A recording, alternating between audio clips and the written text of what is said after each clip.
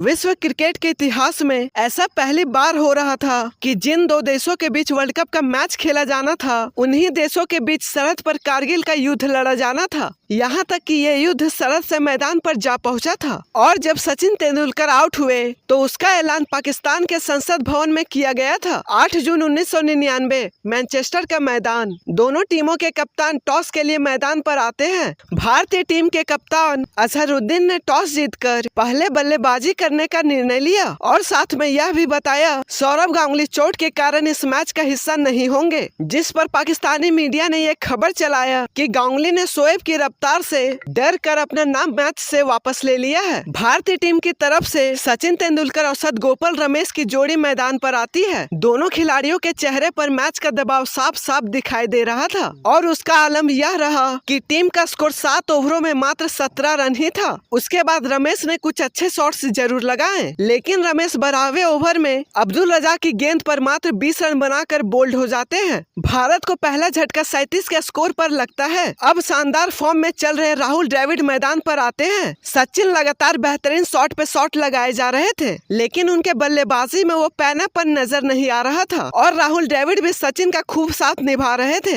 और सचिन 20वें ओवर तक बल्लेबाजी करते हैं और बेहतरीन बल्लेबाजी से स्कोर को भी 100 रनों के करीब पहुंचा देते हैं। लेकिन उसी ओवर की 5वीं गेंद पर अजहर महमूद का शिकार हो जाते हैं। सचिन का विकेट गिरते ही पाकिस्तानी खिलाड़ी किसी त्योहार की तरह जश्न मना रहे थे, क्योंकि उन दिनों विश्व भर में सचिन का खौफ कुछ ऐसा था कि सचिन के आउट होने का ऐलान पाकिस्तान के संसद भवन में किया गया था। भारतीय टीम का स्कोर 21 ओवरों में 95 रन पर 2 विकेट था। उसके बाद अजय जडेजा मैदान पर आते हैं, लेकिन वो भी 14 गेंदों पर मात्र 6 रन बनाकर पवेलियन चले जाते हैं। अब राहुल द्रविड़ और कप्तान अजहरुद्दीन की जोड़ी मैदान पर होती है। तभी राहुल द्रविड़ ने अपनी 50 पूरी कर लिया, लेकिन बावजूद इसके द्रविड़ के बल्ले पर गेंद सही से आ नहीं रही थी और उसी बीच 89 गेंदों पर 61 रन बनाकर वसीम अकरम की गेंद पर आउट हो जाते हैं। अब भारतीय टीम का स्कोर 40 ओवरों में 158 रन पर 4 विकेट हो चुका था और अब मात्र 10 ओवर ही बाकी था। लेकिन उसके बाद अजहरुद्दीन ने शानदार चौका लगाया और उनके साथ ही रॉबिन ने भी एक बेहतरीन छक्का लगाया और स्कोर को तेजी से आगे बढ़ाना चाहा। उसके बाद अजहरुद्दीन ने चौकर छक्कों की बरसात सा कर दिया। भारतीय टीम को यहाँ से एक लंबी पारी की जरूरत थी और आज एक कप्तान अकेले दहाड़ लगा रहा था और शोएब अख्तर की गेंद पर एक्स्ट्रा कवर में एक चौका लगाकर अजहरुद्दीन ने अपना अर्धशतक पूरा कर लिया। अब भारतीय टीम का स्कोर 47.3 ओवरों में 208 रनों पर 4 विकेट हो चुका था और उसी बीच अजहरुद्दीन अकरम की गेंद पर आउट हो जाते हैं। अजहरुद्दीन ने 77 गेंदों पर 59 रनों की कप्तानी पारी खेली और उसके बाद भारतीय टीम जैसे तैसे 227 रनों तक पहुंच जाती है। इस मैच में भारतीय बल्लेबाज पाकिस्तान के सामने एक अच्छा टारगेट खड़ा करने में पूरी तरह से नाकाम रहे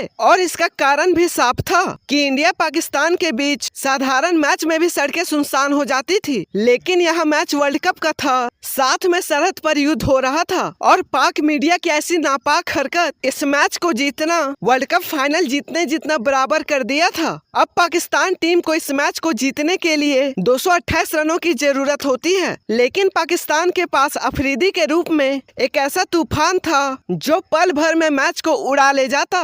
इसका संकेत पहले गेंद पर ही देखने को मिलता है, जब शहीद अनवर ने चौका लगाया और उसके बाद अगले ओवर में अनवर ने 2 चौके लगाकर भारतीय गेंदबाजों को सोचने पर मजबूर कर दिया। फिर अफरीदी ने भी एक चौका लगाया, लेकिन उसी ओवर की अगली गेंद पर अफरीदी आउट हो जाते हैं। उसके बाद पाकिस्तानी खिलाड़ियों ने तेजी से स्कोर बोर्ड को आगे बढ़ाया और लगातार शॉट पे शॉट लगाए जा रहे थे। अब पाकिस्तान टीम का स्कोर 9.3 ओवर में 44 रनों पर केवल एक ही विकेट था, लेकिन फिर इजाज अहमद श्रीनाथ की गेंद पर कुंबले को कैच थमा 11 रन बनाकर पवेलियन के लिए रवाना हो जाते हैं। उसके बाद भारतीय गेंदबाजों ने पाकिस्तानी बल्लेबाजों का गला ही दबा दिया और सांस लेने का मौका ही नहीं दिया और फिर 52 के स्कोर पर एक और झटका दे दिया। पाकिस्तानी बल्लेबाज कुछ रन बना पाते कि गेंदबाज विकेट ले लेते थे और देखते ही देखते पाकिस्तान टीम का स्कोर 34.2 ओवरों में 78 रनों पर 5 विकेट हो चुका था। उसके बाद इस्माक उल्लत और मोहित खान ने शानदार बल्लेबाजी करी और टीम का स्कोर तेजी से 100 रनों के पार पहुंचा दिया और उसी के साथ पाकिस्तान टीम थोड़ा उठने का प्रयास कर रही थी, लेकिन भारतीय गेंदबाजों को ऐसा मंजूर नहीं था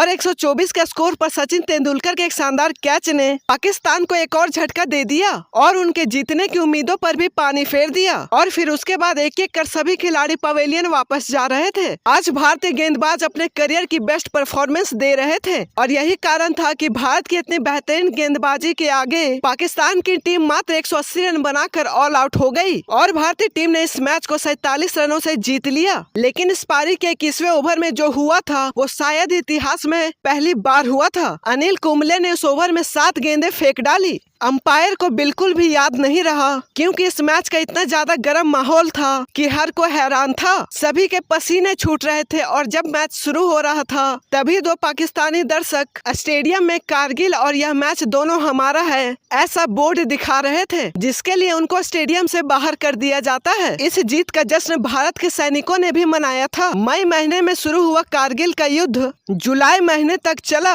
और इसी बीच जून में इंडिया और पाकिस्तान के बीच वर्ल्ड कप का मैच खेला गया था। इसी कारण इस मैच को लेकर और भी ज्यादा हाइप बनी हुई थी और भारतीय टीम ने क्रिकेट के मैदान पर जवाब तो दिया ही, साथ में भारतीय सेना ने भी पाकिस्तानियों को खदेड़कर कारगिल पर अपना झंडा लहराया था और पूरी दुनिया के सामने अपने जीत का डंका भी बजाया और पाकिस्तान को उनकी औकात भी दिखाई कि आप या तो क्रिकेट का मैदान या फिर जंग का मैदान, आप कहीं भी हमसे आगे नहीं हो सकते।